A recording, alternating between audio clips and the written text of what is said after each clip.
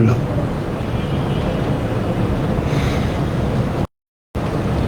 আসসালামু আলাইকুম প্রিয় শিক্ষার্থীরা, আশা করি সবাই ভালো আছেন। আমরা ক্লাসটাকে দুইবার শুরু করতে গিয়ে আমাদের ক্লাসটা অফ হয়ে গেছে। এটা হচ্ছে যান্ত্রিক ত্রুটি। ওকে, সো কেমন আছেন সবাই? আশা করি ভালো আছেন, সুস্থ আছেন, যেহেতু আবার নতুন ক্লাস শুরু করা লাগলো। সো আবার একটু বলে নিই আপনাদেরকে, প্রিয় এইচএসসি 26-27 ব্যাচের শিক্ষার্থীরা, তোমরা যারা আগামীতে মেডিকেল ভর্তি পরীক্ষায় বসতে যাচ্ছ, যাদের স্বপ্ন মেডিকেলে নিজের ক্যারিয়ার গড়ার, তাদের জন্য কিন্তু আসপেক্ট সিরিজ প্রতি বছরই একটি কমপ্লিট মেডিকেল ফ্রি সলিউশন ক্লাসের একটি সিরিজের আয়োজন করে। এবং এই সিরিজ ক্লাসটিতে তোমরা সকল সাবজেক্টের কমপ্লিট মেডিকেল কোর্স, এক কথায় কমপ্লিট মেডিকেল কোর্সটি একেবারে কিন্তু তুমি ফ্রিতে পেয়ে যাচ্ছ। সো এবারও তার ব্যতিক্রম নয়, আমরা আবার চলে আসলাম আমাদের সেই কাঙ্ক্ষিত কমপ্লিট মেডিকেল সলিউশন ক্লাসে। এবং আজকে আমি সাধারণ জ্ঞানের প্রথম ক্লাস নিয়ে তোমাদের জয়নুল আবেদিন ফাহিম ভাইয়া তোমাদের সাথে থাকবো। এবং এই ক্লাসে কিন্তু আমরা আলোচনা করব সাধারণ জ্ঞান, তোমাকে মেডিকেলে কীভাবে পড়তে হবে, সাধারণ জ্ঞান সম্পর্কে তোমার একটি গুরুত্বপূর্ণ ধারণা দিব। এবং পাশাপাশি জিকের বিগত বছরের যে কোশ্চেনগুলো আছে সেগুলো তোমাকে একটু একটু অ্যানালাইসিস করে দেখিয়ে দিব যে কোন জনরার কোশ্চেন তুমি কিন্তু মেডিকেল ভর্তি পরীক্ষায় সাধারণত পেয়ে থাকবে। সাধারণ জ্ঞানের গুরুত্ব মেডিকেল ভর্তি পরীক্ষায় অনেক বেশি। কেন, আমি যদি তোমাকে একটু বলি, দেখো তোমরা কি করো, তোমরা মেডিকেল ভর্তি পরীক্ষায় বেশ কিছু সাবজেক্টের উপর পরীক্ষা দাও। যেমন বায়োলজি, বায়োলজির উপর তোমরা পরীক্ষা দাও, তোমরা কেমিস্ট্রির উপর পরীক্ষা দাও, কেমিস্ট্রি, তোমরা ইংলিশের পরীক্ষা দাও, তোমরা হচ্ছে জিকের পরীক্ষা দাও, এরকম। তো দেখো, এই যে বায়োলজি, কেমিস্ট্রি এবং ইংলিশ, এই সাবজেক্টগুলো এরকম কিছু সাবজেক্ট যেটা তুমি মোটামুটি বায়োলজি যদি 4 বছর ধরি, কেমিস্ট্রি 4 বছর ধরি, ইংলিশ ধরো তোমার মোটামুটি 10 বছর ধরা যায়। অর্থাৎ এই সাবজেক্টগুলো তোমরা এতদিন প্রায় পড়ে আসছো। হ্যাঁ, যার জন্য এই সাবজেক্টগুলোতে তোমার কম্পিটিশন, যদি কম্পিউটার এ এবং বি কে আমি ধরি, দুইজন ক্যান্ডিডেট, তো এদের মধ্যে এই 4টা সাবজেক্টে তোমার মার্কসের পার্থক্য হবে 19-20 অথবা 18-20 এরকম। অর্থাৎ একজন যদি 19 পায়, একজন 20, একজন 18 পেলে একজন 20, মানে এইরকম ডিফারেন্সটা মোটামুটি দেখা যায়। খুবই মানে খারাপ স্টুডেন্ট না হলে, একেবারে কিছু পড়ে নাই, হ্যাঁ হুদাই পরীক্ষা খেতে গেছে, সেইটা এক ব্যাপার। সেইটাও হইলে তোমার মানে এখানে অনেক বেশি পার্থক্য হতে পারে। বাট আমি বলতেছি মেডিকেলে যারা চান্স পায় তারা তো আর মানে পড়াশোনা না করে স্টুডেন্ট না। সো পড়াশোনা যারা করে তাদের মধ্যে এরকম পার্থক্য থাকে, এরকম যারা পড়াশোনা করে। বাট জিকে যেহেতু তুমি মোটামুটি এই গত 4-5 বছরে একেবারেই পাও নাই, একেবারে নতুন একটা সাবজেক্ট তোমার কাছে সাধারণ জ্ঞান। সো এই সাধারণ জ্ঞানে তোমার কিন্তু তোমার একেবারেই জাস্ট এই 2-3 মাসের প্রিপারেশনে তুমি যা নিতে পারবা তার উপরেই তুমি কিন্তু তোমাকে পরীক্ষাটা দিতে হবে। এবং মনে রাখবা, সাধারণ জ্ঞানের এই নাম্বারটুকুতে তোমার এ এবং বি দুজন ভালো ক্যান্ডিডেটের মার্কসের পার্থক্য কিন্তু 10-20 হইতে পারে। অর্থাৎ যে একেবারে এগুলাতে জোর দিতে গিয়ে জিকে একেবারেই ধরে নাই, টাচ করে নাই, বা কেয়ার কম দিছে, সে কিন্তু নাম্বার অনেক কমও পাইতে পারে। যার জন্য কি হতে পারে, তার মেডিকেলের স্বপ্ন কিন্তু বৃথা যেতে পারে। সো তোমাদেরকে একটা কথাই বলে রাখি, সাধারণ জ্ঞান এরকম একটা সাবজেক্ট, যেই সাবজেক্টটা মেডিকেলের জন্য একেবারে কম ভলিউমে পড়ানো হয়, খুবই কম। বেশ কিছু মানে খুব কম কিছু টপিক আমরা পড়ি, বেশ কিছু টপিক আমরা বাদ দিয়ে দিই মেডিকেলের জন্য। এইগুলোর মধ্যে থেকে ঘুরায় ফিরে প্রশ্ন আসে। যদি তুমি প্রশ্নের পালসটা ধরতে পারো, পালসটা বুঝতে পারো, তাহলে তুমি কি করতে পারো, তুমি সহজেই কিন্তু সাধারণ জ্ঞানে একদম কাট টু কাট পুরো নাম্বারটাই অর্জন করে নিয়ে আসতে পারো। পাশাপাশি আমরা কিন্তু দেখতে পাচ্ছি এখন মেডিকেলে নতুন করে নৈতিকতা এবং মানবিক মূল্যবোধ সম্পর্কিত আরো 5টা কোশ্চেন আসে। সো এই 5টা কোশ্চেনও তুমি যদি তোমার নলেজ, তোমার অভিজ্ঞতা, তোমার সেন্স খাটাইয়ে অ্যান্সার করতে চাও, তাহলে কিন্তু তুমি এখানেও 5-এ 5 পাইতে পারো। অর্থাৎ আমি বলতে পারি মোটা থেকে মোটামুটি সিরিয়াস স্টুডেন্ট যারা মোটামুটি জিকে কেও একটা ব্যালেন্সে রেখে পড়বে, তারা সাধারণ জ্ঞানে এই 15-তে 15 পেয়ে আসতে পারো। এটা কিন্তু তোমাকে যুদ্ধে অনেক বেশি আগায় দিবে। সো আমরা একটা কথাই বলবো, তুমি যদি আসপেক্টে মেডিকেল জিকে বইটা নাও, এই বইটা তোমরা বাজারে পাবা। সো আসপেক্টের মেডিকেল জিকে বইটা খুবই বেশি ভলিউম না, হ্যাঁ খুবই কম, এবং এটার মধ্যে আমরা খুব সুন্দরভাবে সাজায় গুছায় তোমার বেশি বেশি এমসিকিউ দিচ্ছি, প্রায় 5000 এমসিকিউ আছে বইটার মধ্যে। হ্যাঁ, জাস্ট তুমি প্র্যাকটিস করে যাবে এমসিকিউগুলো, জাস্ট প্র্যাকটিস করে যাবে, অ্যান্সার দেখবে প্র্যাকটিস করে যাবে, অ্যান্সার করে দেবা, প্র্যাকটিস করে যাবা, তাহলে তুমি কিন্তু মোটামুটি ভালো একটা নাম্বার মেডিকেল ভর্তি পরীক্ষায় এখান থেকে তুলে আনতে পারবা। পাশাপাশি আমাদের জাস্ট এই ফ্রি ক্লাসগুলো করবা, ফ্রি ক্লাসগুলো করতে তোমাদের কোনো টাকা পয়সা যেহেতু লাগতেছে না, সো জাস্ট ফ্রি ক্লাসগুলো করবা। এবং আমি তোমাকে বলবো যে আমরা মোটামুটি ফ্রি ক্লাসগুলো সব যদি তুমি করো, তাহলে তুমি এই 15, 14 অথবা 15 নাম্বার একেবারে মোটামুটি সরাসরি ক্লাস থেকে তোমরা পেয়ে যাবে। ঠিক আছে, ওকে। সো আমরা চলে যাচ্ছি আজকের ক্লাসের মূল বিষয়ে। আমরা যেহেতু প্রথম ক্লাস, সো আজকের ক্লাসে জাস্ট মেডিকেলের কোয়েশ্চেন নিয়ে আমরা কিছু ধারণা নিব যে জিকে কোন কোন জায়গা থেকে আসে, কিভাবে আসে, কিভাবে অ্যান্সার দেওয়া যায়। গত বছর একটা কোশ্চেন দেখো, হ্যাঁ 2025 সাল 25-26 সেশনের যে মেডিকেল ভর্তি পরীক্ষা হলো, সেই মেডিকেল ভর্তি পরীক্ষা একটা কোশ্চেন কি আসছে, একটা কোশ্চেন আসছে, হ্যাঁ যে এটা কিন্তু নৈতিকতা মূল্যবোধের কোশ্চেন। দেখো একই সময়ে বহু সমস্যা দেখা দিলে তাকে সমাধানের কৌশল বের করো। একটা সময় আপনার বেশ কিছু কাজ পড়ছে, সহজ কথা, এখন আপনি কিভাবে এই কাজগুলো সমাধান করবেন। একদিন আপনার মনে হইলো যে আজকে আমার বাজারে যাইতে হবে কিছু শপিং করতে, একটা কোচিংয়ে ভর্তি হওয়া লাগবে, পাশাপাশি স্কুল থেকে বা কলেজ থেকে একটা সার্টিফিকেট তোলা লাগবে। এখন আপনি কি করেন, বাসা থেকে বের হওয়ার সময় কিন্তু একটা প্ল্যান করেন। প্ল্যান কি, যে আমি বের হবো, যেহেতু বের হওয়ার সাথে সাথে আমার কোচিং সেন্টারটা পড়বে, আমি আগে কোচিং সেন্টারে ঢুকে কথাটা বলে ভর্তি হবো। ভর্তি হওয়ার পরে আমি কই যাবো, আমার স্কুল কলেজে যাবো, কলেজে সার্টিফিকেটটা তুলবো, এবং ওখান থেকে ঘুরে আসার সময় শপিং কমপ্লেক্স হয়ে বাজার টাজার করে তারপর হচ্ছে বাসায় ঢুকবো। আপনি একটা প্ল্যান করেন এরকম। প্রত্যেকটা কাজ করার ক্ষেত্রে আমরা যখন অনেকগুলো কাজ চলে আসে, আমরা কিন্তু 1 বাই 1 প্ল্যান করি, ঠিক না, তাহলে কাজের সুবিধা হয়। তাহলে সেইভাবে একই সময়ে অনেকগুলো সমস্যা আসছে, তাহলে আপনি কি করবেন, আপনি কিন্তু প্রায়োরিটি বেসিস, অগ্রাধিকার নির্ধারণ করবেন, যে এই কাজটা আমি আগে করব, এই কাজটা পরে করবো, এই কাজটা পরে করবো। ক্লিয়ার? তাইলে কিন্তু আপনার কাজগুলো সব সব সমস্যার সমাধান করা সম্ভব।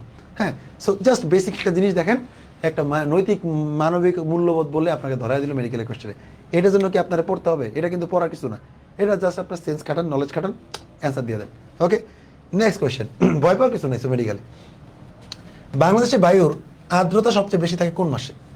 বায়ুর আর্দ্রতা মানে কি? হিউমিডিটি, অর্থাৎ জলীয় বাষ্প। বাতাসে জলীয় বাষ্প কখন থাকে? যখন চারপাশে পানি বেশি থাকে, কারণ সূর্যের আলো ওই পানিগুলোকে টেনে নেয়, টেনে নিয়ে বাতাসের মধ্যে ফেলায় দেয়, ঠিক না? এখন দেখেন শীতকালে, শীতকালে তো এমনি নদী নদী যা আছে পুকুর টুকুর সব কিছু শুকিয়ে যায়, ঠিক না? তখন বাতাসে আর্দ্রতা করতে থাকবে। তো শীতকাল জিনিসটা হচ্ছে শুষ্ক। আপনারা দেখছেন আমাদের ত্বক ফেটে যায় শীতকালে, ঠোঁট ফেটে যায়, কেন? কারণ পানি টানি সব টেনে নিয়ে গেছে। হ্যাঁ, ওই সময় একেবারে খুব রুক্ষ থাকে প্রকৃতি, যার জন্য শীতকালে কিন্তু বাতাসে আর্দ্রতা থাকে না। শীতকালে দেখবেন আপনি ঘামান কম, শীতকালে দেখবেন আপনার কাপড় দ্রুত শুকায়, কারণ বাতাসে আর্দ্রতা নাই বললেই চলে। কিন্তু বর্ষাকালে প্রচণ্ড বৃষ্টি হয়, এবং এই বৃষ্টির পানি আবার টেনে বাতাস কি করে, তা বাতাসের মধ্যে নিয়ে যায় সূর্যের আলো, এবং যার জন্য বাতাসের মধ্যে জলীয় বাষ্পের পরিমাণ বেশি থাকে, তার মানে বাতাসটা হিউমিড থাকে, এবং এই হিউমিড বাতাসের মধ্যে কিন্তু আর্দ্রতা মানে জলীয় বাষ্প পানি বেশি থাকে। সো এটাকে বলে হিউমিডিটি। সো এই ক্ষেত্রে হয় কি, আপনার ঘাম দেরিতে শুকায়, আপনি কাপড় নাড়লে দেরিতে শুকাবে, এই কাজগুলো বেশি হয়, কারণ বাতাস অলরেডি পানি দিয়ে ভর্তি, আপনার পানি কইতে নিবে, ঠিক আছে? সো এইটা কোন সময় হয় আমাদের এখানে? সাধারণত জুন থেকে, হ্যাঁ জুন থেকে যদি আমরা সেপ্টেম্বর মাস ধরি, এই সময় মোটামুটি বৃষ্টি বেশি হয়, বাতাস আর্দ্রতা বেশি থাকে। সো দেখেন কি আছে, মে আছে, আগস্ট আছে, অক্টোবর আছে, জুন আসে। আমার এগুলো পড়তে হবে না, যে ময়মনসিংহ, রংপুর, সিলেট, চট্টগ্রাম, এগুলো দরকার নেই দেখার। আপনি দেখেন মাসগুলো দেখতে দেখবেন যে জুন থেকে সেপ্টেম্বরে যেহেতু বাংলাদেশে বর্ষাকাল চলে, সো জুন মাস আসতে হচ্ছে রংপুরে, বি, তাহলে উত্তর হবে বি। ক্লিয়ার? এটা হচ্ছে সিস্টেম। তাহলে জুন থেকে সেপ্টেম্বর আমরা ধরলাম, আমাদের আর এগুলো দেখার দরকার নেই, আমরা জাস্ট বি দেখা দিই। ক্লিয়ার? আচ্ছা, এরপর চলে আসি আমরা বিশ্বে, বাংলাদেশে ইউনেস্কো স্বীকৃত বিশ্ব ঐতিহ্যের স্থানসমূহের মধ্যে কোনটা আছে? মনে রাখবেন, যদি আমরা ইউনেস্কো ঘোষিত ওয়ার্ল্ড হেরিটেজ ধরে থাকি, আচ্ছা ওকে, এক্সাম কখন এক্সাম লিঙ্ক, হ্যাঁ আপনাদেরকে এক্সাম লিঙ্ক দিয়ে দেওয়া হবে ভাইয়া, এক্সাম লিঙ্ক দিয়ে দেওয়া হবে, সমস্যা নাই। সো বিশ্ব ঐতিহ্যের স্থানসমূহ কোনটা? মনে রাখবেন, বাংলাদেশের বিশ্ব ঐতিহ্য, ইউনেস্কো ঘোষিত বিশ্ব ঐতিহ্য যদি আমরা হিসাব করতে চাই, তাহলে হচ্ছে আমাদের 3টা, এবং এই 3টাই হচ্ছে 300। কি শ? 300, 3টাই শ দিয়ে। প্রথমটা কি? প্রথমটা হচ্ছে ষাট গম্বুজ, ষাট গম্বুজ, ষাট গম্বুজ হচ্ছে শ দিয়ে, ঠিক না? এরপর হচ্ছে সোমপুর বিহার, সোমপুর বিহার, এটা হচ্ছে শ দিয়ে। এরপর হচ্ছে সুন্দরবন, এটা হচ্ছে শ দিয়ে শুরু। তার মানে মনে রাখবেন, ইউনেস্কো ঘোষিত ওয়ার্ল্ড হেরিটেজ বাংলাদেশে তিনটাই শ দিয়ে গঠিত, শ দিয়ে শুরু। ওকে, আচ্ছা। সো এই ষাট গম্বুজ মসজিদটা হচ্ছে বাগেরহাটে অবস্থিত। কি হাটে অবস্থিত? বাগেরহাটে। তার মানে অন্তর্ভুক্ত হচ্ছে বাগেরহাটের মসজিদ নগরী, বাগেরহাটের মসজিদ নগরী। ক্লিয়ার? ওকে, নেক্সট কোয়েশ্চেন, পলাশী যুদ্ধ সংঘটিত হয় কত সালে? দেখেন ইতিহাস থেকে কিন্তু প্রশ্ন আসে, বাট একেবারে বেসিক। আপনার কিন্তু রাজরাজধানী নিয়ে খুব একটা প্রশ্ন দেয় নাই, আপনাকে দিচ্ছে একেবারে গুরুত্বপূর্ণ একটা বড় বড় ঘটনা, পলাশীর যুদ্ধ। এবং বাঙালি হিসেবে সরি, যদি আপনি ইতিহাস নাও পড়েন, নাও জানেন, তা আপনি জানেন যে ইংরেজরা এই বাংলাদেশ বা এই বাংলা ভূখণ্ড, এই উপমহাদেশ দখল করার পেছনে পলাশী যুদ্ধে নবাব সিরাজউদ্দৌলাকে হারানো একটা অনেক প্রধান কারণ ছিল। ওকে, সো পলাশির যুদ্ধ হয়েছে কবে? পলাশির যুদ্ধ হয়েছে 1757 সালের 23 জুন, 23 জুন পলাশির যুদ্ধ। ক্লিয়ার? সো পলাশির যুদ্ধ হয়েছে 1757 সালের 23 জুন। সো এটা আমরা জানি। এবার চলে আসেন তীব্র ডায়রিয়া রোগে। ডাক্তার যেহেতু হবে, তো ডাক্তারি নিয়ে একটা প্রশ্ন আসতেই পারে। তীব্র ডায়রিয়া রোগে মৃত্যুর প্রধান কারণ কি? আপনারা জানেন ডায়রিয়া হলে মানুষ কি করে? মানুষ ঘন ঘন ওয়াশরুমে যায়, এবং এই সময় মানুষের শরীর থেকে পানি বের হয়ে যায়, যার জন্য আমরা কি করি? ডায়রিয়া হইলেই ওর স্যালাইন খাই, খাবার স্যালাইন। এই খাবার স্যালাইন কেন খান? কারণ খাবার স্যালাইনের মধ্যে গুরুত্বপূর্ণ কিছু লবণ দেওয়া থাকে, যেমন সোডিয়াম ক্লোরাইড, যে লবণটা খাবার লবণ, এটা দেওয়া থাকে। সো যখন আমাদের শরীর থেকে পানি বের হয়ে যায় বেশি ডায়রিয়ার মাধ্যমে, ওই সময় কিন্তু দেহে পানির শূন্যতা দেখা যায়, লবণের ঘাটতি দেখা যায়, সোডিয়াম, পটাশিয়াম, হ্যাঁ, এই লবণগুলোর ঘাটতি দেখা যায়, কারণ পানির সাথে লবণ বের হয়ে যায়। কারণ আমাদের শরীরে পানির মধ্যেই লবণ দ্রবীভূত অবস্থায় থাকে, লবণ তার এমনি পোটলাকারে বেরো থাকে না, পানির মধ্যেই থাকে। সো ওই পানিটা বের হয়ে গেলে আমাদের লবণের শূন্যতা দেখা যায়। সো মনে রাখবেন যে প্রধান কারণ, মৃত্যুর প্রধান কারণ কি? এই যে পানি বের হয়ে যায়, যাইতে একটা সময় দেহে পানি শূন্য হয়ে পড়ে, লবণ শূন্য হয়ে পড়ে, তখন আমরা মৃত্যুবরণ করি। সো মেইন কারণটা হচ্ছে পানি শূন্যতা। এই জন্যই পানি যেন শূন্য না হয়ে যায়, এই জন্য বেশি বেশি স্লাইন খাওয়ানো হয় ডায়রিয়া হলে। এরপর চলে আসেন, যে সংক্রামক রোগকে টিকা পরিপূর্ণভাবে নির্মূল করেছে তা কি? গুটি বসন্ত। মনে রাখবেন, গুটি বসন্ত এরকম একটা রোগ, যেটা একসময় হয়তো স্মল পক্স নামে, এবং এটা হয়তো হচ্ছে মোটামুটি 80-র দশকে, 60-এর দশকে, 70-এর দশকে এই সময় হয়তো। এবং বিশ্ব স্বাস্থ্য সংস্থা, ওয়ার্ল্ড হেলথ অর্গানাইজেশন, ওরা এই রোগের জন্য টিকা আবিষ্কার করছে, এবং টিকা আবিষ্কার করে টিকা ছড়াই দিছে, যার জন্য তারা 1980 সালের দিকে এই গুটি বসন্ত বা স্মল পক্সকে পুরাপুরি নিরাময় হয়ে গেছে, এটা ঘোষণা করছে। তো কোনটা দিলে? সেটা হচ্ছে গুটি বসন্ত। এরপর চলে আসে, ভূমিকম্প সৃষ্টি হয় কেন? ভূমিকম্প মনে রাখবেন, ভূমিকম্প সৃষ্টি হয় এরকম টেকটনিক প্লেটে ঘর্ষণ হওয়ার কারণে। কেন? আমাদের যে ভূখণ্ড, এই ভূখণ্ড কিন্তু দাঁড়িয়ে আছে বেশ কিছু প্লেটের উপরে। এই প্লেট দেখতে আবার খাবারের প্লেটের মতো না, এই প্লেট হচ্ছে ভূমির নিচে থাকা অংশ বিশেষ, বড় বড় খণ্ড এরকম। সো এই প্লেটগুলো সবসময় কি করতে থাকে? কাঁপতে থাকে, কাঁপতে থাকে, কাঁপতে থাকে, এরা কাঁপে, এরা সবসময় কাঁপে। তো এই কাঁপতে কাঁপতে যখন দুইটা প্লেটের মাঝখানে এই কাঁপাকাঁপির কারণে তীব্র সংঘর্ষ দেখা যায়, তখন পুরা ভূস্তর কেঁপে ওঠে, এবং এই জন্য মূলত ভূমিকম্প হয়। সো এই টেকটনিক প্লেটের সংঘর্ষের কারণে মূলত ভূমিকম্প হয়। তাহলে বলেন তো, ভূমিকম্প যদি সৃষ্টি হয় টেকটনিক প্লেটের সংঘর্ষের কারণে, তাহলে ভূমিকম্প সৃষ্টি হচ্ছে কোন জায়গাটায়? টেকটনিক প্লেট এই দুইটা, তাই সৃষ্টি কি হবে এখানে? অবশ্যই না, সৃষ্টি হবে দুইটা টেকটনিক প্লেটের মাঝখানে সীমানায়। এখানে ভূমিকম্প বেশি অনুভূত হবে, এখানে ভূমিকম্পের সবচেয়ে বেশি ক্ষয়ক্ষতি হবে, সৃষ্টি হবে এই জায়গায়। সো এটা কোনটা? এটা হচ্ছে টেকটনিক প্লেটের সীমানায়। তাহলে ভূমিকম্প সৃষ্টি হয় কোথায়? ভূমিকম্প সৃষ্টি হয় টেকটনিক প্লেটের সীমানায়। ওকে, বাংলাদেশে অধিক আখ উৎপাদনকারী জেলার নাম কি? 2025 সালে জানাইছি। দেখেন, কিছু সমীক্ষা আসতে পারে এরকম। তো কৃষি বিষয়ক বিষয়ের যে সমীক্ষাগুলো থাকবে, সূচকগুলো থাকে, এগুলো সাধারণত মেডিকেল ভর্তি পরীক্ষার জন্য গুরুত্বপূর্ণ। বাংলাদেশের অধিক আখ উৎপাদনকারী জেলা 2025 সালের সমীক্ষা অনুযায়ী হয়েছে নাটোর। কিটোর ভাই, নাটোর। তবে যেহেতু নাটোর নাই, তাহলে দ্বিতীয় কোনটা হয়েছে? দ্বিতীয় হয়েছে রাজশাহী, দ্বিতীয় হয়েছে রাজশাহী। সো আমরা উত্তরে যেহেতু রাজশাহী আছে, আমরা রাজশাহী অ্যান্সার দিব। ক্লিয়ার? যেহেতু রাজশাহী অ্যান্সারে আছে, সো রাজশাহীকে আমরা অপশন হিসেবে বেছে নিব। ওকে, নাটোর থাকলে আমরা নাটোর দিতাম। ক্লিয়ার? সো নাটোর নাই দেখে আমরা কি দিছি? রাজশাহী দিছি। এরপর কোশ্চেন চলে আসি, ভারতের চিকেন নেক করিডোর সন্নিহিত বাংলাদেশের অন্যতম জেলার নাম কি? চিকেন নেক, চিকেন নেক জিনিসটা অর্থ হচ্ছে মুরগির গলা, না? ধরেন এটা হচ্ছে বাংলাদেশ, এটা হচ্ছে বাংলাদেশ, ওকে। আর ভারতের মূল ভূখণ্ড হচ্ছে এই পাশ দিয়ে, এখান দিয়ে এই পাশেও গেছে। এখন দেখেন, এই জায়গাটা বড় না, এই জায়গাটা একটু শুরু হবে, এই যে। এখন ভারতের মূল ভূখণ্ড কিন্তু এই পাশে, এই পাশে হচ্ছে ভারতের সব বড় বড় রাজ্যগুলা, এবং ভারতের ক্যাপিটাল যেটা, আমরা যদি দিল্লি ধরি, হ্যাঁ, দিল্লিও কিন্তু এই পাশে অবস্থিত, দিল্লি হচ্ছে এই পাশে। এখন কথা হচ্ছে, এই পাশেও কিন্তু ভারতের, মানে বাংলাদেশে যদি আমরা ধরি এটা, তাহলে হচ্ছে এটা উত্তর পূর্ব দিক, কারণ এই পাশে হচ্ছে উত্তর, নর্থ, এটা হচ্ছে ইস্ট, আর তাহলে কোনাকুনি হবে নর্থ ইস্ট, মানে উত্তর পূর্ব। তো বাংলাদেশের উত্তর পূর্বাঞ্চলে কিন্তু ভারতের 7টা রাজ্য অবস্থিত, যেই 7টা রাজ্যকে একসাথে আমরা বলি 7 সিস্টার্স। এখন এই যে 7 সিস্টার্স বা 7টা রাজ্য, এই রাজ্যে যোগাযোগ করার জন্য ভারত সরকারের জায়গা একটা, সেটা হচ্ছে এই রাস্তাটা, এই যে সরু রাস্তাটা, আর এই সরু রাস্তাটা মুরগি গলার মতো চিকন হওয়ার কারণে এটাকে বলা হয় chicken neck. So chicken neck মূলত 22 কিলোমিটার বিস্তৃত বা প্রশস্ত একটা জায়গা, যেই জায়গাটা বছরের অধিকাংশ সময় আপনার বিভিন্ন ধরনের তুষারপাত, অতিমাত্রা শীত হইলে, অতিমাত্রায় বৃষ্টি হইলে এই জায়গাটা বসবাস মানে চলাচলের জন্য অনুপযোগী হয়ে যায়, যার জন্য বছরের একটা দীর্ঘ সময় এই 7টা রাজ্যের মানুষ ইন্ডিয়ার কেন্দ্রশাসিত যে সরকার বা কেন্দ্র থেকে বিচ্ছিন্ন হয়ে থাকে। এই জন্য কিন্তু 2025 সাল আপনার চব্বিশ সালের শুরুর দিকে ভারত সরকার তৎকালীন যে প্রধানমন্ত্রী ছিল শেখ হাসিনা, তার কাছ থেকে কিন্তু একটা রেল ট্রানজিট চাইছিল, যে রেল ট্রানজিটটা হইলে অ্যাটলিস্ট আমরা বছরের সব সময় বাংলাদেশের উপর দিয়ে রেলগাড়ি নিয়ে 7 সিস্টার্সের সাথে কন্ট্যাক্ট করতে পারবো, যোগাযোগ করতে পারবো, জিনিসপত্র সরবরাহ করতে পারবো। ক্লিয়ার? কারণ তারা এই রাস্তাটা সবসময় ব্যবহার করতে পারে না। এখন সমস্যা হয়েছে, যেহেতু তারা সবসময় ব্যবহার করতে পারে না, বছরের দীর্ঘ একটা সময় তারা বিচ্ছিন্ন অবস্থা থাকে, এই 7টা রাজ্যের মানুষ 1971 সালে বাংলাদেশে যখন মুক্তিযুদ্ধ হয়, ঠিক তখন থেকেই ভারত সরকারের কাছ থেকে মুক্ত হইতে চায়।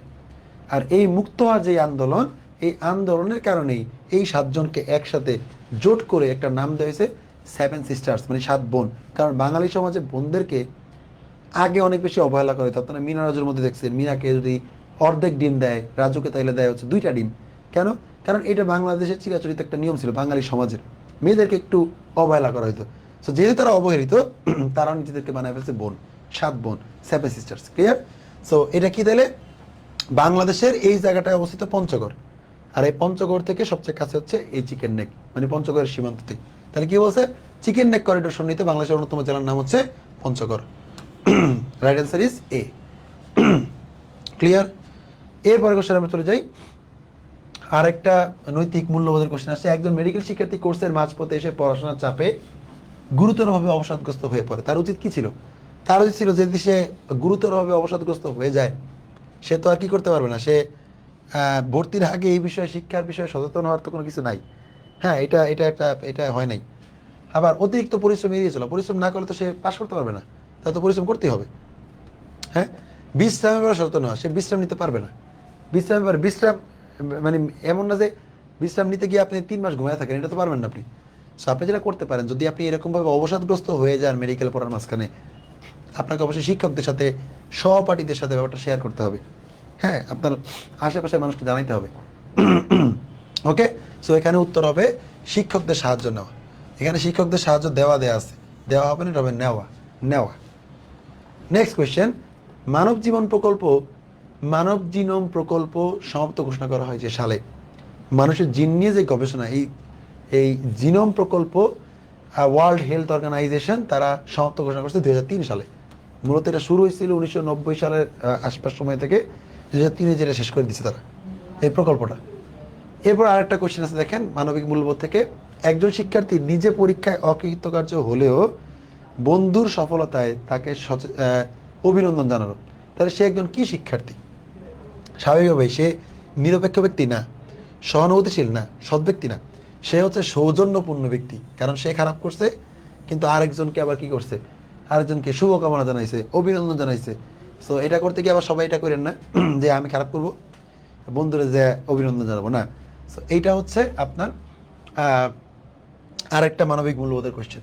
তাহলে মানবিক মূল্যবোধ কোশ্চেনগুলো কিন্তু দেখলে বুঝতেছেন যে একেবারে বেসিক কোশ্চেন, আপনার জন্য পড়তে হবে না। অনেকে বলবে মানবিক মূল্যবোধের জন্য এই বই কিনো, ওই বই কিনো, এই কিনো, ওই কিনো, না এটা পড়ো, ওইটা পড়ো, এত কিছু পড়ার কিছু নাই। জাস্ট আপনি কি করবেন, আপনার ব্রেনটাকে একটু ঠান্ডা করে কাজে রাখবেন যে এটা হলে আমি কি করতাম, ওইটা যদি করতে পারেন তাহলে আপনি এমনি মেডিকেল ভর্তি পরীক্ষার যে মানবিক মূল্যবোধের 5 নাম্বার, সেখানে আপনি 5-এ 5ই পাবেন। হ্যাঁ, এটার জন্য রকেট সায়েন্টিস্ট হইতে হবে না।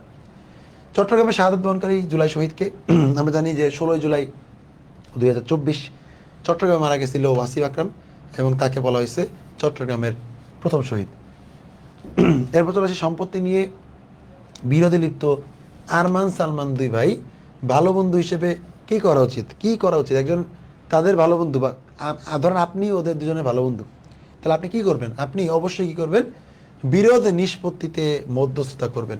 দুজন একসাথে ডাইকা বলবেন যে আচ্ছা ঠিক আছে, মারামারি করতে লাভ নাই, তাহলে আমরা একসাথে বসে সমাধান করি কি হবে। আপনি কি দুর্বলের পক্ষ নিতেন? না। আপনি সবলের পক্ষ নিতেন? না। তাদেরকে এড়াই দিতেন? না। তাহলে বোঝাইতে যাচ্ছে যে আপনি কি করবেন, আপনি তাদেরকে নিয়ে বসে মিলমিশ করে দিবেন, ঠিক না? আমরা যেটা করতাম নর্মালি, কেউ মারামারি লাগলে দুজনের একে পরে কোলাকুলি করা দিত, এলাকায় যেটা করে আর কি, মহল্লা টহল্লায়। হ্যাঁ, সো এই কাজগুলা করতে হবে, এটা একেবারেই বেসিক। ক্রিকেটার মুশফিকুর রহিম তার ১৭তম টেস্ট ম্যাচে একটি সেঞ্চুরি করেন, তার এই সাফল্যের পেছনে কি রয়েছে? তার এই সাফল্যের পেছনে অবশ্যই কি আছে? কঠোর অনুশীলন আছে। কারণ কঠোর অনুশীলন না করলে একজন মানুষ এত সাফল্য অর্জন করতে পারেন। আপনি যে কোনো কাজে যদি আপনি একভাবে লেগে থাকেন, আপনি সফলতার শীর্ষে পৌঁছাবেনই। আপনি যদি মেডিকেলে চান্স পাওয়ার জন্য নিজের সর্বোচ্চ দিয়ে চেষ্টা করেন, আপনি চান্স পাবেনই। মনে রাখবেন, যারা চান্স পাবে না তাদের কোনো না কোনো জায়গায় আসলেই ঘাটতি ছিল, এবং যারা এই ঘাটতিগুলো সব ওভারকাম করে ফেলবে, তারা অবশ্যই চান্স পাবে। হ্যাঁ, সো কোনো কাজই আপনি চেষ্টা করলে অসফল হবেন না, এইটা এখানে বলা হয়েছে। এরপর কোশ্চেন যদি আমি ধরি, বাংলাদেশের ১০০ টাকার নোটে কোন মসজিদের ছবি আছে? বাংলাদেশের ১০০ টাকার নোটে, আপনাকে ১০০ টাকার নোট দেখছেন? আপনি একটু কমেন্টে দেখেন তো, আমি একটু কমেন্টগুলো চেক করি। আমি যেহেতু কমেন্ট দেখেছি, আমি একটু কমেন্ট চেক করে নিই। আপনারা কে কে কমেন্ট করতেছেন আমি একটু দেখি। ক্লাসে আসেন কয়জন?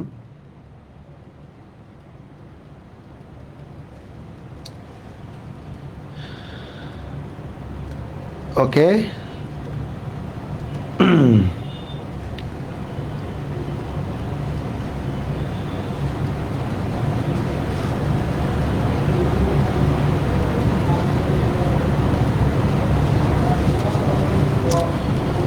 ওকে। হ্যাঁ, আপনারা একটু বন্ধুদেরকে একটু কষ্ট করে মেনশন দিয়ে দেন, যাতে আপনাদের বন্ধুরাও ক্লাসটা করতে পারে, কারণ একা একা ক্লাস করে আসলে কোনো লাভ নেই। হ্যাঁ, সো সবাইকে নিয়ে একসাথে যেন ক্লাসটা করা যায়, সেই জন্য আমি বলবো যে যারা যারা ক্লাসটা করতেছেন এখন, তারা একটু বন্ধুদেরকে কষ্ট করে মেনশন দিয়ে নেন। আর পাশাপাশি এই ক্লাসটাকে আপনি কিন্তু শেয়ার করে আপনার টাইমলাইনে রেখে দিতে পারেন, কারণ বেসিক যেই কোয়েশ্চেন অ্যানালাইসিস, এই কোয়েশ্চেন অ্যানালাইসিস আপনার পুরো ভর্তি জার্নিতে কিন্তু লাগবে। সো আপনাকে এটা রাখতে হবে। ওকে, ওকে। সো ১০০ টাকার কোর্স, ১০০ টাকার যেই নোট আছে, সেই নোটের মধ্যে তাহলে কোন মসজিদের ছবি আছে?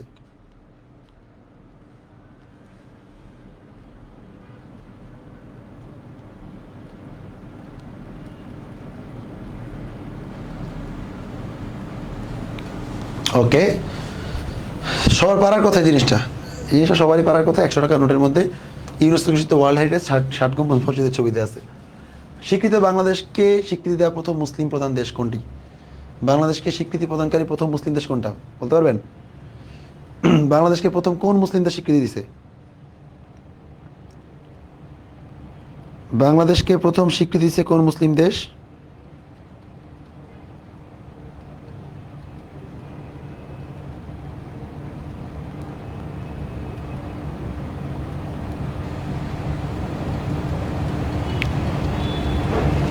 বাংলাদেশকে স্বীকৃতি দানকারী প্রথম মুসলিম দেশ কোনটি? দেখেন, এখানে একটা বিষয় আছে, সেটা হচ্ছে প্রথম মুসলিম দেশকে যখন স্বীকৃতি দানকারীতে নিয়ে আসি আমরা, তখন আরব, অনারব, মুসলিম, হ্যাঁ, তারপর হচ্ছে হাবিজাবি, এরকম অনেক দেশে আসে। তো মনে রাখবে, যদি প্রথম স্বীকৃতি দানকারী দেশ বলে, সেই ক্ষেত্রে এগুলো সবই তো মুসলিম দেশ, কিন্তু প্রথম স্বীকৃতি দানকারী মুসলিম দেশ সেনেগাল, এবং এটা একটা অনারব দেশ এবং এটা আফ্রিকান দেশ, ঠিক আছে। আর যদি বলে আরব দেশ কোনটা, তাহলে হবে ইরাক। সো যেহেতু এখানে আরব দেশ বলে নাই, সো আমরা অনারব মুসলিম দেশ সেনেগালকে নিয়ে আসলাম। অ্যাসেপটিক সার্জারি জনককে? Aseptic surgery জনককে?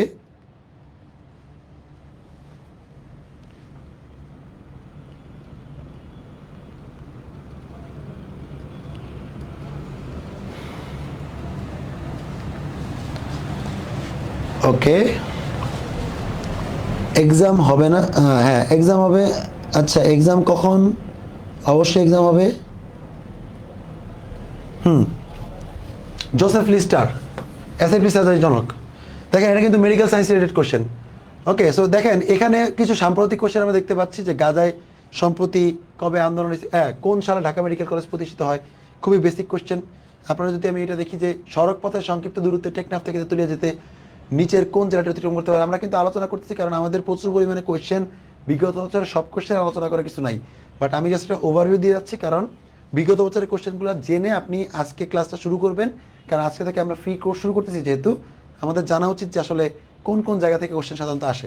তো এইটা একটা আইকিউ রিলেটেড কোশ্চেন আর কি, আইকিউ রিলেটেড কোশ্চেন। সো এটাও দিয়ে দিছে, সড়ক পথে সংক্ষিপ্ত দূরত্বে টেকনাফ থেকে তেঁতুলিয়া যেতে হলে নিচের কোন জেলাটি অতিক্রম করতে হবে। সো টেকনাফ থেকে তেঁতুলিয়া মানে বাংলাদেশের এই পাশ থেকে পুরোপুরি এই পাশে সোজা চলে যাবেন। সোজা চলে গেলে আমরা কোন কোন জায়গায় অতিক্রম করি দেখেন, আমরা মোটামুটি নওগাঁ পাচ্ছি না, নওগাঁ আমরা পাবো না, কারণ নওগাঁ হচ্ছে মানে আপনার উত্তরবঙ্গের যদি ম্যাপটা আমরা এঁকে নিই, হ্যাঁ, নওগাঁ আপনার এমন একটা জায়গা পড়বে। সো যার জন্য এই জায়গা কিন্তু আমরা নওগাঁকে পাচ্ছি না। আমরা লক্ষ্মীপুরকে পাচ্ছি না, আমরা লক্ষ্মীপুরকে পাচ্ছি না। আমরা কুড়িগ্রামকে পাবো না, কুড়িগ্রামকে পাবো না, কারণ কুড়িগ্রাম এই জায়গায় অবস্থিত। সো কুড়িগ্রাম পাচ্ছি না, আমরা পাচ্ছি সিরাজগঞ্জ, কারণ আমরা যমুনা সেতু পার হয়ে সিরাজগঞ্জের উপর দিয়ে আমরা চলে যাব। সো সিরাজগঞ্জ আপনি পাবেন। হ্যাঁ, এইটাও একটা মোটামুটি আইকিউ রিলেটেড কোয়েশ্চেন, এবং যারা এই রাস্তায় গেছেন সচরাচর তারা তো জানেনি। এরপর কোয়েশ্চেন দেখি আমরা, এই দেখেন অধিনায়ক কে ছিলেন, জাকারিয়া পিটি আমরা সবাই জানি। সো এটা একটা ইতিহাস রিলেটেড কোয়েশ্চেন। মুক্তিতে বাংলাদেশ ফিল্ড হসপিটাল সূচনা করে কে, আমরা জানি ডক্টর জাফরুল্লাহ, এটা একটা মুক্তিযুদ্ধ রিলেটেড ইতিহাসের কোয়েশ্চেন। হ্যাঁ, তারপর ইখতিয়ারউদ্দিন মোহাম্মদ মুক্তিয়ার খিলজি কোন শাসককে পরাজিত করে বাংলা নদিয়া জয় করেন, ইতিহাস, সহজ কথা ইতিহাস। হ্যাঁ, আমরা জানি তিনি লক্ষণ সেনকে, এই যে লক্ষণ সেনকে তিনি হচ্ছে পরাজিত করে বাংলা দখল করছিলেন, একেবারে বেসড ইতিহাস কোয়েশ্চেন। বৈষম্য আন্দোলন চলাকালে আবু সাইদ কবে শহীদ, আমরা জানি 16 জুলাই তিনি শহীদ হয়েছেন। এটা হচ্ছে একটা তৎকালীন সাম্প্রতিক কোয়েশ্চেন, সাম্প্রতিক কোয়েশ্চেন থেকে প্রশ্ন আসে, কারণ এটা হচ্ছে 25-26 সালের কোয়েশ্চেন। হ্যাঁ, সো যেহেতু 24-এ গণঅভ্যুত্থান হয়েছে, 24-এ এটা নিয়ে প্রশ্ন আসতে পারে। এরপর যদি চলে আসেন যে সংক্রামক রোগকে টিকা, কোন টিকা কি বলে পরিপূর্ণভাবে বিনির্মূল করছে, তা হচ্ছে গুটি বসন্ত, আমরা একটু আগে পড়ছি। আচ্ছা, ভূমিকম্পের সৃষ্টির কথা টেকটনিক প্লেট সীমানায়। ওকে, বাংলাদেশের অধিক আখ উৎপাদনকারী জেলা রাজশাহী, এটা একটু আগে পড়ছি। ভারতের চিকেন নেক পড়লাম। ওকে, সো মানব জীবন জিনোম প্রকল্প কবে সমাধান হয়েছে, এটা আমরা পড়ছি। এরপর চলে আসি যে জুলাই শহীদ ওয়াসিম আকরাম, এটা আমরা পড়লাম। হ্যাঁ, এটা একটা মানবিকের কোশ্চেন, কি বলে মানবিক মূল্যবোধের কোশ্চেন। সো এই যে ডক্টর মোহাম্মদ ইউনূস নোবেল পুরস্কার লাভ করেন 2006 সালে, যেহেতু ইউনূস সরকার তখন ছিল। এই যে 24-25 সালের কোশ্চেন, মানে 24-এর 8 আগস্ট, যেহেতু 2024 সালের 8 আগস্ট যেহেতু ডক্টর ইউনূস বাংলাদেশের অন্তর্বর্তীকালীন সরকার হিসেবে শপথ গ্রহণ করছেন, যার জন্য এই কোশ্চেনটা কিন্তু তখন সরাসরি চলে আসছিল। ডক্টর মোহাম্মদ ইউনূস কবে নোবেল পুরস্কার লাভ করেন, 2006 সালে। তিনি মাইক্রো ক্রেডিট বা ক্ষুদ্র ঋণের উপরে বা ক্ষুদ্র ঋণের জন্য তিনি নোবেল পুরস্কার লাভ করেন। ওকে, এরপর চলে যায় বীর প্রতীক খেতাবপ্রাপ্ত নারী মুক্তিযোদ্ধা কারা, মুক্তিযুদ্ধ রিলেটেড। হ্যাঁ, তাহলে আরেকটা মুক্তিযুদ্ধ আসলো, বীর প্রতীক খেতাবপ্রাপ্ত নারী মুক্তিযোদ্ধা হচ্ছে ক্যাপ্টেন সীতারা বেগম এবং তারামন বিবি। ক্যাপ্টেন সীতারা বেগম কিন্তু বাংলাদেশের প্রথম নারী ক্যাপ্টেনও, বাংলাদেশের প্রথম নারী ক্যাপ্টেন, সেনাবাহিনীর ক্যাপ্টেন, ক্যাপ্টেন সীতারা বেগম, এবং উনি কিন্তু ঢাকা মেডিকেল কলেজের শিক্ষার্থী ছিল। তো আপনাদের এটা জেনে রাখা উচিত, কারণ যেহেতু আপনারা মেডিকেল ভর্তি পরীক্ষা দিবেন এবং ক্যাপ্টেন সীতারা বেগমও ঢাকা মেডিকেল কলেজের একজন শিক্ষার্থী ছিলেন, সো এইটা আপনার জন্য গুরুত্বপূর্ণ। ঢাকা মেডিকেল কলেজ থেকে পড়ার পরে উনি ঢাকা মেডিকেল কলেজে চিকিৎসক হিসেবে যোগদান করেন, এবং উনি যখন চিকিৎসক হিসেবে যোগদান করলেন, ওনার বড় ভাই ছিল 2 নং সেক্টরের sector commander major ATM Haider. So উনি যেটা করলেন, তখন ক্যাপ্টেন সীতারা বেগমকে বললেন যে আমাদের যুদ্ধে আমাদের ডাক্তার প্রয়োজন, ভালো ডাক্তার প্রয়োজন, সো যুদ্ধক্ষেত্রে তোমাকে যোগদান করতে হবে। এবং ক্যাপ্টেন সীতারা বেগম কোনো কিছু না ভেবেই তিনি 2 নং হসপিটাল, মানে 2 নং সেক্টরের অধীনে ত্রিপুরার আগরতলায় যেই বাংলাদেশ ফিল্ড হসপিটাল, যেটা ডাক্তার রাফিজুল্লাহ চৌধুরী তৈরি করছিল, সেই ফিল্ড হসপিটালে তিনি যোগদান করেন, এবং যুদ্ধের পুরো সময়টাই তিনি বাংলাদেশ ফিল্ড হসপিটালে থেকে রোগীদের চিকিৎসা সেবা প্রদান করেন, ক্যাপ্টেন সীতারা বেগম। আর তারামন বিবির কথা আমরা সবাই জানি। তারামন বিবি হচ্ছে তার বাড়ি ছিল কুড়িগ্রাম, এবং কুড়িগ্রামের থেকেও সে কি করছে, এই যুদ্ধে অংশগ্রহণ করছে। এরপর চলে আসি বারডেম হাসপাতালের প্রতিষ্ঠাতা। দেখেন, এটা একটা বেসিক কোয়েশ্চেন, এটা ডেন্টাল আসছে, আবার ডেন্টাল পেশেন্ট এসছে। জুলাই গণঅভ্যুত্থান প্রথম শহীদ আবু সাইদ কবে শহীদ, একই কোয়েশ্চেন দুইবার চলে আসছে। ইউনুসের 3-0 তত্ত্ব কি, এটা আমরা সবাই জানি যে 0 আনএমপ্লয়মেন্ট, 0 বেকারত্ব, মানে শূন্য বেকারত্ব, শূন্য দারিদ্রতা, শূন্য কার্বন নিঃসরণ। সো এটা আমরা সবাই মোটামুটি জানি, এবং ডক্টর ইউনুসকে নিয়ে তখন অনেক প্রশ্ন আসতো, বাট এইটা হচ্ছে সাম্প্রতিকের কোয়েশ্চেন, যেহেতু সাম্প্রতিক রিলেটেড কোয়েশ্চেন আমার মনে, মানে এখন এই ডক্টর ইউনুসকে নিয়ে কোয়েশ্চেন আসার সম্ভাবনা কম, কারণ এটা এখন সাম্প্রতিক থেকে বের হয়ে গেছে। ওকে, তো সাম্প্রতিকের মধ্যে থেকে কোয়েশ্চেন আসবে। এরপর যদি আমরা দেখি অপারেশন জ্যাকপট কবে পরিচালনা করা হয়, আমরা জানি অপারেশন জ্যাকপট পরিচালনা করা হয় 15 আগস্ট। সো 1971 সালে 15 আগস্ট অপারেশন জ্যাকপট পরিচালনা করা হয়, এবং এই অপারেশন জ্যাকপটটা কিন্তু হয় আপনার চট্টগ্রাম এবং মংলা সমুদ্র বন্দরে। মূলত পাকিস্তানি হানাদার বাহিনী যখন তাদের গোলা রসদ অস্ত্র নিয়ে আসতো, তখন তার প্লেন দিয়ে আনতে পারতো না, কারণ বাংলাদেশ এবং পাকিস্তানের মধ্যে কিন্তু ভারতের ভূখণ্ড আছে, এবং ভারত তখন তাদের জন্য আকাশ সীমা নিষিদ্ধ করে দিয়েছিল। ঠিক আছে, সো ওই সময় পাকিস্তানিরা কী করতো, সাগর পথে করাচি দিয়ে চট্টগ্রাম পোর্ট পর্যন্ত জাহাজ দিয়ে তারা এই অস্ত্র, রসদ, গোলা বারুদ, গাড়ি, যানবাহন এগুলো নিয়ে আসতো।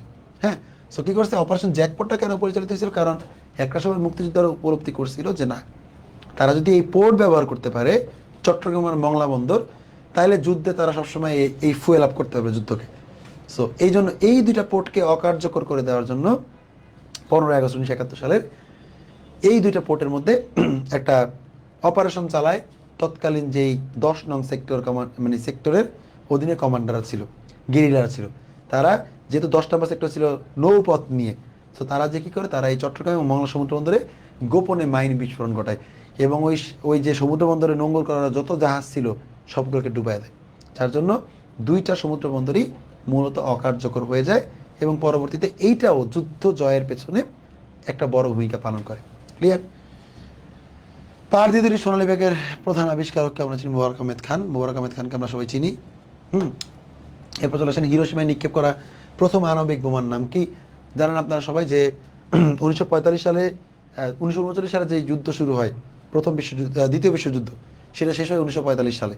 হ্যাঁ, সো এই 45 সালের 1939 থেকে 45-এর মাঝখানে জাপান যেহেতু দ্বিতীয় বিশ্বযুদ্ধের একটা অন্যতম অক্ষশক্তি ছিল। সো জাপানের সাথে আমেরিকা তো দুইটা বিশ্বযুদ্ধেই মোটামুটি কলকাঠি ভালো না রয়েছে, যদি তারা মিত্রশক্তির দেশ ছিল। সো জাপানের সাথে ইউএস এর একটা দ্বন্দ্ব ছিল পার্ল হারবারকে অ্যাটাক করা নিয়ে। অর্থাৎ প্রশান্ত মহাসাগরে যে হাওয়াই দ্বীপে পার্ল হারবার আছে, সেই পার্ল হারবারে জাপান সেনারা আক্রমণ করছিল, ইউএস এর ঘাঁটি ছিল সেখানে, মিলিটারি ঘাঁটি। এইটার প্রতিশোধ নেওয়ার জন্য মার্কিন যুক্তরাষ্ট্র কী করে, 1945 সালের, যখন দ্বিতীয় বিশ্বযুদ্ধ প্রায় শেষের দিকে, 1945 সালের 6 আগস্ট এবং 9 আগস্ট জাপানের হিরোশিমা এবং নাগাসাকিতে দুইটা আণবিক বোমা বা পারমাণবিক বোমা নিক্ষেপ করে। আপনারা ওপেন হেইমার মুভি দেখছেন হয়তোবা। ওপেন হেইমার কয়েকদিন আগে বের হয়েছিল, যে হ্যাঁ, হলিউডের একটা মুভি, বাংলাদেশেও চলছিল। সো সেই ওপেন হেইমার মুভিতে কিন্তু যেই ঘটনা দেখা হয়েছিল সেটাই কিন্তু এই জাপানে পারমাণবিক বিস্ফোরণের ঘটনা, এবং ওপেন হেইমারকে কিন্তু পারমাণবিক বোমার জনক বলা হয়। ক্লিয়ার? সো মোটামুটি হিরোশিমায় 6 আগস্ট নিক্ষেপ করে, আর নাগাসাকিতে নিক্ষেপ করে 9 আগস্ট। নাগাসাকিতে 9 আগস্ট 9 আগস্ট। ওকে, সো হিরোশিমাতে যেই কি বলে এটাকে বোমা নিক্ষেপ করে, তার নাম ছিল রিয়েল বয়, আর নাগাসাকিতে করে হচ্ছে ফ্যাটম্যান। সর্বশেষ নিহিত বিশিষ্ট থেকে প্রশ্ন আসছে, আমরা একটু স্কিপ করে যাই। জাতীয় কবি হিসেবে ঘোষণা করা হয়, আমরা চলে যাই। দেখেন এরপরে প্রশ্ন কি আছে। ফাও 2024 সাল হিসাব মতে বিশ্বে মিঠা পানি মাছ উৎপাদনে একটা সূচকের প্রশ্ন। আমরা বলছি কৃষি থেকে সূচক নিয়ে প্রশ্ন আসবে। বিশ্বের প্রথম হার্ট ট্রান্সপ্লান্ট সার্জারি করা হয় কোন দেশে?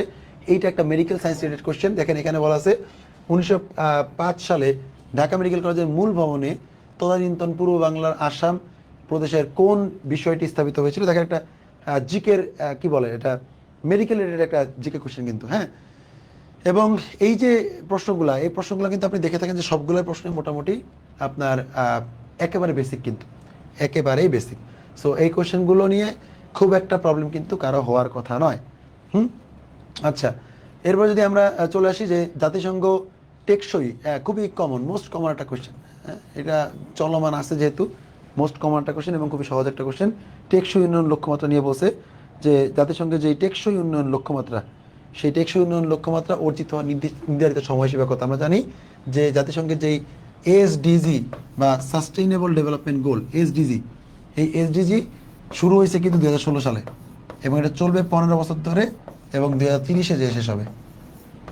হ্যাঁ, এবং এর আগে 15 বছরের জন্য আরেকটা প্রজেক্ট শুরু হয়েছিল, সেটা হচ্ছে এমডিজি, মিলেনিয়াম ডেভেলপমেন্ট গোল, এবং এইটাও কিন্তু মোটামুটি 15 বছরের সময়সীমা দিয়ে চলছিল। সো এসডিজি বা সাস্টেইনেবল ডেভেলপমেন্ট গোল জাতিসংঘের এরকম একটা উন্নয়ন লক্ষ্যমাত্রা, যেখানে মোটামুটি 17টা গোল আছে, এবং এই 17টা গোল বিশ্বের সবগুলো দেশ এখন কমপ্লিট করার জন্য পিছনে দৌড়াচ্ছে, যেগুলোর স্কোর কিপিং করতেছে আবার UNDP, United Nations Development Programme. UNDP এরা হচ্ছে এই এসডিজির স্কোর কিপার, অর্থাৎ কোন দেশ কতটুকু ভালো করতেছে, কোন দেশ খারাপ করতেছে, এইটা তারা খুঁজে বের করতেছে। ক্লিয়ার? সো এই এসডিজিটা তাহলে বাস্তবায়িত হবে 2030 সালে। এসডিজি বাস্তবায়িত হবে কত সালে? 2030 সালে। ওকে,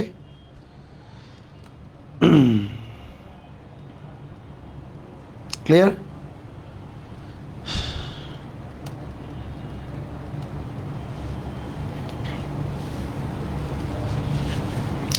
সো আমরা মোটামুটি ধরতে পারতেছি যে আপনাদের যে কোনো প্রবলেম থাকলে আপনারা কমেন্টে জানাতে পারেন কিন্তু।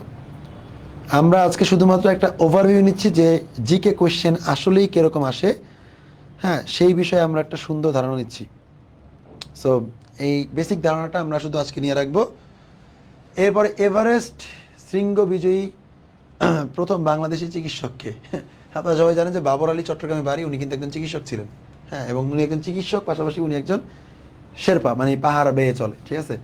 সো বাবর আলী, এবং বাবর আলী কিন্তু বাংলাদেশের ষষ্ঠ এভারেস্ট জয়ী, ষষ্ঠ এভারেস্ট জয়ী। এই পর্যন্ত এভারেস্টে চূড়ায় উঠছে 3 জন মেয়ে, নিশাত মজুমদার, ওয়াসফিয়া নাজনীন এবং তার সাথে নুরুন নাহার নিম্মি। নুরুন নাহার নিম্মি উনি হচ্ছে অষ্টম এভারেস্ট জয়ী বাংলাদেশের, ঠিক আছে। মোট 3 জন। এবং মুসা ইব্রাহিম 2010 সালে প্রথমবারের মতো এভারেস্ট জয় করছে, 2010 সালে প্রথম বাংলাদেশ হিসেবে, ইনি হচ্ছে প্রথম এভারেস্ট জয়ী। তাহলে ডাক্তারকে ডাকতে হচ্ছে বাবর আলী, যেহেতু মেডিকেলের কোশ্চেন দেখেন এএফএমসি আর্ম ফোর্সেস মেডিকেল কলেজে আসছে, এই জন্য এটা হচ্ছে কি বলে মেডিকেল রিলেটেড কোশ্চেন, যেহেতু ডাক্তারের নাম তুলে আসছে। হ্যাঁ, বিশ্বতন্ত্রের প্রথম কে শহীদ হন আমরা জানি সবাই, মোস্তফা কামাল। 90-এর গণঅভ্যুত্থানে শামসুল আলম খান শহীদ হন, এটা এএফএমসি থেকে প্রশ্ন আসছে। মানে জাস্ট বেসিক কোশ্চেনগুলো। অর্থাৎ আপনাদেরকে একটা কথাই বলি, আমরা আবার একটু আমাদের প্রথম স্লাইডে চলে যাই। আমরা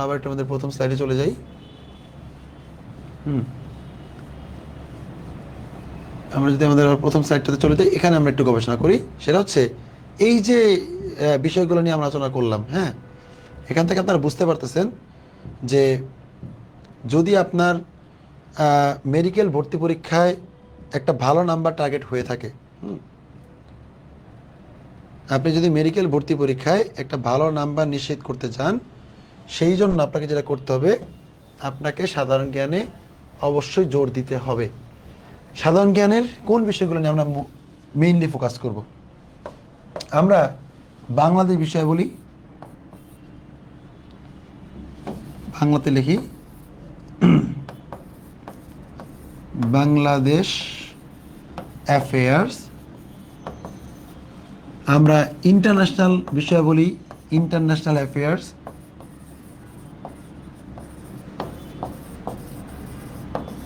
এবং পাশাপাশি আমরা খুব অল্প কিছু গুরুত্বপূর্ণ রিসেন্ট টপিক পড়ব।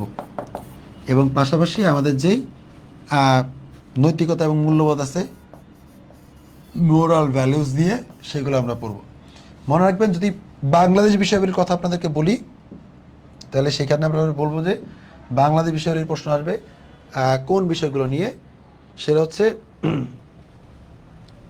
1 নাম্বার মুক্তিযুদ্ধ। মুক্তিযুদ্ধ থেকে বেসিক কিছু প্রশ্ন আসে, সো মুক্তিযুদ্ধ নিয়ে আমরা পড়ব। দ্বিতীয়ত আমরা সামান্য ইতিহাস নিয়ে পড়ব, ইতিহাস। হ্যাঁ, 3 নাম্বারে আমরা বাংলাদেশের জাতীয় বিষয়াবলী নিয়ে পড়ব, বাংলাদেশের জাতীয় বিষয়াবলী, বাংলাদেশের জাতীয় বিষয়াবলী নিয়ে পড়ব। এবং এর পাশাপাশি আমরা যেটা করব, আমরা স্বাস্থ্য ব্যবস্থা, স্বাস্থ্য ব্যবস্থা এবং গুরুত্বপূর্ণ ব্যক্তি, স্থাপনা, সাহিত্য, ঘটনা, এই বিষয়গুলো পড়ব। সো বাংলাদেশ বিষয়গুলিতে মূলত আমাদের যদি এই 4টা বিষয় নিয়ে আমরা পড়াশোনা করি, তাহলে দেখবেন যে আপনার খুব একটা মেডিকেলে আর আপনাদের বাংলাদেশ বিষয়গুলি থেকে প্রশ্ন আসলে আপনারা খারাপ পারবেন না, সবই পারবেন। এর পাশাপাশি আন্তর্জাতিক, যেহেতু আন্তর্জাতিক একটা বড় টার্ম, আন্তর্জাতিক নিয়ে প্রশ্ন কি আসবে বলে রাখি আপনাদেরকে, সেটা হচ্ছে শুধুমাত্র গুরুত্বপূর্ণ সংস্থা, গুরুত্বপূর্ণ সংস্থা। এই বিষয়টা যদি আপনি পড়ে রাখতে পারেন, আর এর সাথে যদি হালকা পাতলা আপনার দেশ, রাজধানী, মুদ্রা, এইসব বেসিক বিষয়গুলো নিয়ে আপনার ধারণা থাকে, তাহলে আপনার আন্তর্জাতিকও কভার হয়ে যাবে। এবং এর বাইরে যে জিনিসটা আছে সেটা রিসেন্ট। মনে রাখবেন, আপনার যদি বাংলাদেশ বিষয়াবলী থাকে 10টা কোশ্চেন, কিন্তু 10টা কোশ্চেনের মধ্যে বাংলাদেশ বিষয়াবলী থেকে যদি আপনার থাকে 6টা কোশ্চেন, আপনার ইন্টারন্যাশনাল থাকবে 2টা, আর আপনার রিসেন্ট কোশ্চেন থাকবে 2টা। এই হচ্ছে মোটামুটি আপনার সাধারণ জ্ঞানের 10 নম্বরের প্রিপারেশন। সো আমরা সবচেয়ে বেশি জোর দিতে হবে আমাদের বাংলাদেশের উপরে, এবং হালকা আমরা পড়ে রাখবো আন্তর্জাতিক বিষয়াবলী, যেটা আমরা আপনাদেরকে বলে দিব যে কী কী পড়তে হবে। এবং রিসেন্ট নিয়ে আমাদের সবসময় জানতে হবে, কারণ জানার কোনো শেষ নাই। হ্যাঁ, আপনি রিসেন্টটাতে সবসময় আপডেট থাকেন, এতে সুবিধা হবে। যদি আপনি মেডিকেল কোনো কারণে আপনি মেডিকেলের চান্স না পান, সেই ক্ষেত্রে আপনি এই সাধারণ জ্ঞানকে কাজে লাগিয়ে ঢাকা বিশ্ববিদ্যালয় সহ অন্যান্য যে কোনো বিশ্ববিদ্যালয়ের ভর্তি পরীক্ষায় বিভাগ পরিবর্তনের ইউনিটে আপনি আবেদন করতে পারবেন, কারণ অলরেডি কিন্তু আপনার এখানে ইংলিশ পড়া থাকবে। সো হ্যাঁ, ইংলিশ পড়া থাকবে, জিকে পড়া থাকবে। সো আপনি মোটামুটি কিন্তু ওই পরীক্ষায় নিজেকে এগিয়ে রাখতে পারবেন।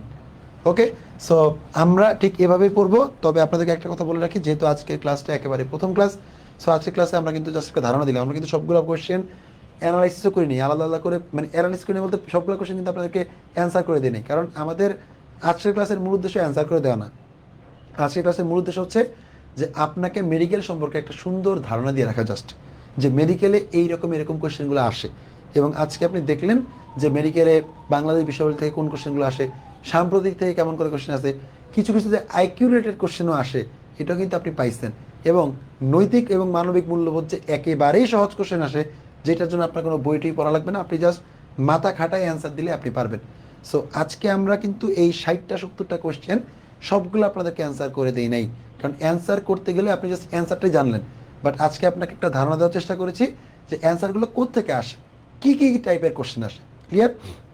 পাশাপাশি আরেকটা কথা বলে রাখবো যে আমাদের মেডিকেলের কমপ্লিট সলিউশন সিরিজের বই, যে বইগুলো আছে সেগুলো কিন্তু বাজারে আছে ইতিমধ্যেই। সো আপনি বই কিনে ফেলেন। আসপেক্ট সিরিজের বইগুলো খুবই কম্প্যাক্ট এবং খুবই গোছানো, খুবই গুরুত্বপূর্ণ তথ্যে সাজানো। সো বইগুলো কিনে ফেলেন সবাই। আর আসপেক্ট জিকে বইটা মেনলি আপনার অবশ্যই হাতে থাকতে হবে, কারণ এই বইটা অনেক ছোট কিন্তু এখানে প্র্যাকটিস অনেক বেশি। সো এই কোশ্চেনগুলো যদি 5 কোশ্চেন যদি আপনি প্র্যাকটিস করেন, আপনাকে আমি বলবো যে মেডিকেল ভর্তি পরীক্ষায় আপনি পিছিয়ে থাকবেন না, আপনি অটোমেটিক দেখবেন এই জিকেতে এগিয়ে আছেন। এবং জিকেতে যারা ভালো করবে, অনেক ক্ষেত্রে যারা ভালো স্টুডেন্ট, অবশ্যই ভালো স্টুডেন্ট, কারণ ভালো স্টুডেন্ট না হলে তো আপনি ফিজিক্স কেমিস্ট্রি, মানে কেমিস্ট্রি আর বায়োলজি পারবেন না। সো কেমিস্ট্রি বায়োলজি যারা পারবেন তাদের মধ্যে এবার প্রতিযোগিতা শুরু হবে কিন্তু সাধারণ জ্ঞান এবং ইংলিশের মতো বিষয়গুলো নিয়ে। আর ইংলিশে তো আপনি বরাবরই পড়ছেন, সো সাধারণ জ্ঞানটা হতে পারে আপনার একটা বড় অস্ত্র। এই জন্য এই ছোট্ট বইটা আপনার কাছে রাখবেন। আমাদের যে কোনো লাইব্রেরি থেকে আপনারা পেতে পারেন এই বইটা, অথবা আপনারা যেটা করবেন, আমাদের আসপেক্ট সিরিজের যে ফেসবুক পেজটা আছে সেই পেজেও কিন্তু আপনি নক করতে পারেন। নক করে আপনি কিন্তু জেনে নিতে পারেন যে কীভাবে আপনি বইটা সংগ্রহ করতে পারবেন, অথবা অনলাইনে অর্ডার করতে পারেন। সো পরিশেষে একটা কথাই বলবো যে আপনার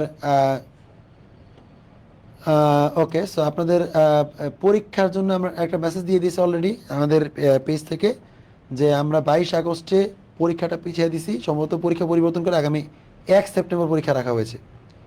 আগামী 1 সেপ্টেম্বর আমরা আপনাদের জন্য পরীক্ষাটা রেখেছি। সো ওই পরীক্ষাটা দিয়ে ফেলবেন। বাংলাদেশে অনেক সমস্যা, হ্যাঁ অনেক সমস্যা, কিন্তু এই অনেক সমস্যার মধ্যেও আমরা কিন্তু একটা জায়গায় ঠিক আছি। সেটা কি? সেটা হচ্ছে আমরা এখনও, মানে আমাদের দেশে এখন অনেক মানুষ আছে যারা মানুষের জন্য কাজ করতে চায়।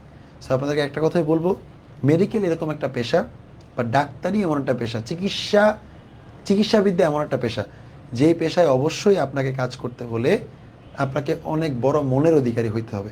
হ্যাঁ, আমাদের দেশটার বিভিন্ন জায়গায় প্রবলেম, এবং এই প্রবলেম শেষ হওয়ার আসলে আমরা যদি ঠিক না হই তাহলে শেষ হবে না। সো একটা কথাই বলবো যে মন থেকে অনেক বড় হন, মানুষের জন্য কাজ করতে চান। আর যারা যারা মেডিকেলে পড়তে চায় তাদের কিন্তু মূল মোটোই হওয়া উচিত যে আমি মানুষের জন্য কাজ করবো, বিধায় আমি মেডিকেল ভর্তি পরীক্ষা দিয়ে মেডিকেলে চান্স পাবো। এবং ডাক্তারি যেই মহান, হ্যাঁ ডাক্তার, চিকিৎসক বা চিকিৎসাবিদ্যা, চিকিৎসক পেশা, এটাকে মানুষ যেমন সম্মান করে অনেক বেশি, অনেক মহান হিসেবে চিন্তা করে। সো আমি এটার পূর্ণাঙ্গ যেই বিষয়গুলো আছে সেগুলো আমি মানুষের মধ্যে তুলে ধরবো। এই আশা নিয়ে সবাই মেডিকেল জার্নিটা শুরু করেন। এবং আমাদের দেশে আসলে ভালো ডাক্তার প্রয়োজন, খুবই ভালো ডাক্তার প্রয়োজন। সো এই জার্নিতে আমি বললাম যে আমরা আপনাদের সাথে আছি। আমরা প্রতিনিয়ত প্রশ্ন অ্যানালাইসিস করে যে ক্লাসগুলো নিব, সেই ক্লাসগুলোতে আমরা আপনাদের জিকের যেই 15 নাম্বার, এই 15 নাম্বার ইনশাল্লাহ কমপ্লিট করে দেবো আপনাদের, ঠিক আছে? আর এর বাইরেও আমাদের এই প্রত্যেকটা সাবজেক্টের কিন্তু আলাদা ক্লাস হবে, প্রত্যেকটা সাবজেক্টের আলাদা ক্লাস হবে, এবং এই ক্লাসগুলো আপনারা করবেন। আর যে কোনো প্রবলেমে আপনারা আমাদের আসপেক্ট সিরিজের যে পেজটা আছে, আপনার যে কোনো প্রবলেম হতে পারে, আপনাদের বইয়ের যে কোনো ইনফরমেশন রিলেটেড প্রবলেম হতে পারে, যে ভাই আমি এই জিনিসটা এখানে পড়ছি বাট আমার কাছে কি এইটা মনে হচ্ছে, সো আমি কী করতে পারি, সেক্ষেত্রে অবশ্যই আপনারা কী করবেন, আমাদের আসপেক্ট সিরিজের যে পেজটা আছে সেই পেজে আপনারা নক দিবেন। পাশাপাশি যেটা করবেন, আমাদের ফোন নাম্বার আছে, কিন্তু হটলাইন নাম্বার আছে, সেখানে আপনারা কল করতে পারেন। আমাদের রাইটাররা, আমাদের আপনাদের ভাইয়ারা আমরা যারা আছি, প্রত্যেকটি বিষয় নিয়ে আপনাদের কাজ করছি, তাদেরকে আপনি যে কোনো সময় কিন্তু আমাদেরকে পেতে পারেন। সো আপনি জাস্ট নক করে বলবেন আপনি এই টিচারের সাথে কথা বলতে চান। হ্যাঁ, আপনার জার্নিটা তো স্মুথ হয়, সেই জন্য আমরা সর্বত্র সহায়তা করব। বাট ক্লাস মিস দিয়েন না। আমাদের যে ক্লাসগুলো হবে এই ক্লাসগুলো যদি আপনি রেগুলার করে যান, তাহলে ইনশাল্লাহ আপনি কিন্তু আপনার কাঙ্ক্ষিত ফলাফল অর্জন করতে পারবেন। ওকে, সো আজকে আমরা ক্লাস এখানে শেষ করছি। আশা করি আপনাদের সাথে জার্নিটা খুব সুন্দর হবে, যেহেতু আমরা সাধারণ জ্ঞানের ইন্ট্রোডাক্টরি ক্লাস নিলাম। সো এই ক্লাসটা কোনো টপিক ভিত্তিক ক্লাস ছিল না, জাস্ট আপনাদের কোশ্চেন একটা ওভারভিউ দেওয়া, এবং আমরা ওভারভিউ আপনাদেরকে দিয়ে ফেললাম। সো পরবর্তী ক্লাসে আপনাদের সাথে দেখা হবে। সবাই ভালো থাকেন, সুস্থ থাকেন, খোদা হাফেজ সবাইকে।